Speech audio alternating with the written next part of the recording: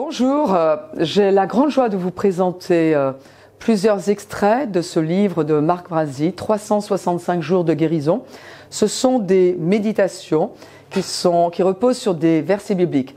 Moi, je vous encourage à vous asseoir avec moi, faire une pause un petit peu dans la journée et méditer ensemble sur des vérités qui vont vous encourager et qui procureront même la guérison dans votre corps, qui vous apporteront la paix.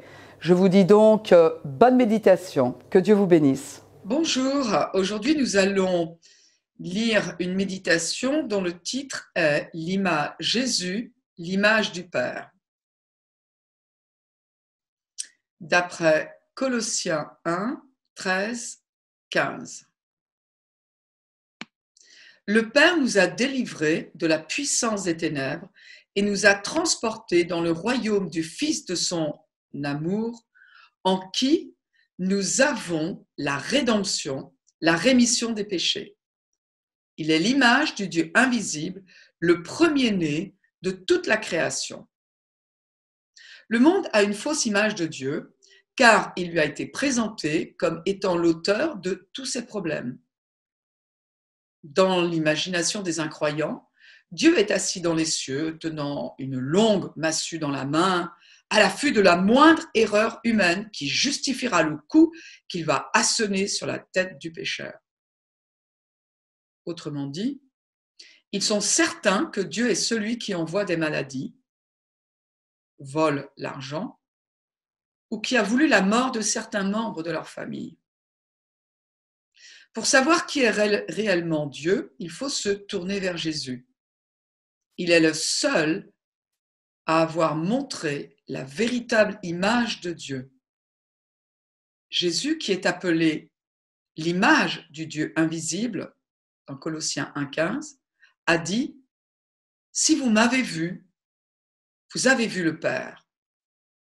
Jean 14, 9. Observez le ministère terrestre de Jésus et vous verrez la volonté de Dieu en action, car tout ce que Jésus a fait ou n'a pas fait reflétait la volonté du Père. Jésus a mené une vie parfaite, une vie sans péché. Il n'a jamais volé, tué ou détruit qui que ce soit. Il n'a jamais envoyé une maladie sur quiconque et n'a jamais abandonné le malade à son sort si celui-ci mettait sa foi en lui pour être guéri. Il n'a jamais expliqué à un souffrant qu'il devait garder sa maladie car il était en session de travaux pratiques qui allaient le parfaire ou le rendre plus fervent. La phrase « cette maladie est bonne pour toi » n'est jamais sortie de la bouche du Seigneur. Jésus a réalisé la volonté de Dieu pour l'humanité. Il n'a jamais refusé de guérir une seule personne et il ne refusera pas de vous guérir.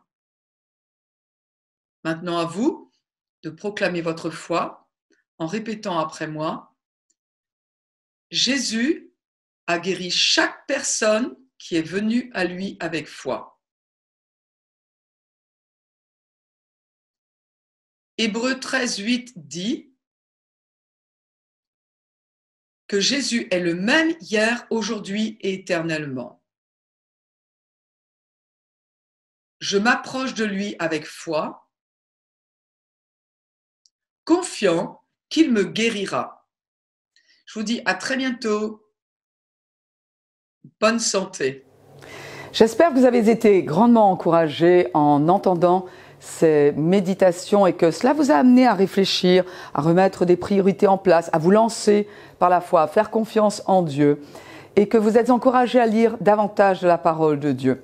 Il va y avoir plus de ces vidéos qui vont être mises en ligne, donc guettez-les. Et puis, ne gardons pas ces vérités pour nous. Partageons-les avec des amis, de la famille, des gens qui sont peut-être isolés, d'autres qui sont malades, d'autres qui doutent, d'autres qui n'aiment pas Dieu même. Mais partageons la vérité de l'Évangile parce qu'elle est éternelle. Que Dieu vous bénisse abondamment.